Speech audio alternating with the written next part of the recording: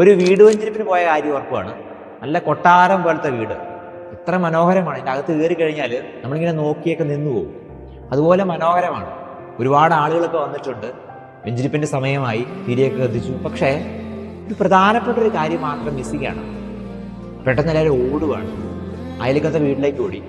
എന്നിട്ട് ഓടിപ്പോയിട്ട് ആ വീടിൻ്റെ കുടുംബനാഥൻ ഇങ്ങനെ ബൈബിളുമായിട്ട് വരുവാണ്.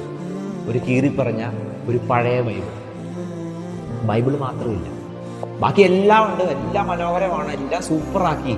പക്ഷേ ഏറ്റവും പ്രധാനപ്പെട്ട കാര്യം മാത്രം മിസ്സിംഗ് ആയിപ്പോയി. ഇന്നത്തെ സുവിശേഷത്തിൽ നമ്മൾ വായിച്ച് കേൾക്കുന്നുണ്ട്, വചനം ദൈവമായിരുന്നു.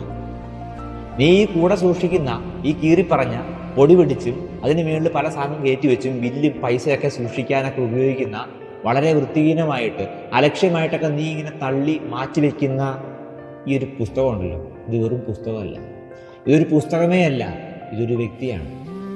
ഈ ഒരു ബോധ്യത്തോടെ നിനക്ക് ഈ വിശുദ്ധ ഗ്രന്ഥത്തെ സൂക്ഷിക്കാൻ പറ്റുന്നു. ഇന്ന് പല വീടുകളിൽ ചെല്ലുമ്പോൾ, പല വെഞ്ചരിപ്പുകൾക്ക് ചെല്ലുമ്പോഴൊക്കെ സങ്കടമാണ്. കാരണം എത്രയോ അലക്ഷ്യമായിട്ടാണ് നമ്മൾ ഈ വിശുദ്ധ ഗ്രന്ഥത്തെ സൂക്ഷിക്കുന്നത്.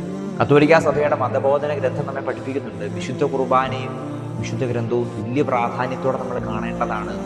പലപ്പോഴും നമ്മുടെയൊക്കെ വീടുകളിൽ അവഗണിക്കപ്പെട്ടിരിക്കുന്ന, ശ്രദ്ധിക്കാത്ത ഒരു വസ്തുവായിട്ട് ഈ വിശുദ്ധ ഗ്രന്ഥം മാറുന്നുണ്ട്.